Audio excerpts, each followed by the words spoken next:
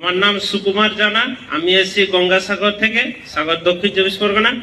আমি এই প্রোডাক্ট নিয়ে ধান চাষ করি, আমাদের ওইদিকে ধান চাষই হয়। আমি প্রথমে এই প্রোডাক্ট ব্যবহার করার পরে আমার স্যার যিনি ছিলেন শঙ্করবাবু আমাকে বললেন এই সারটি তুমি ইউজ করো।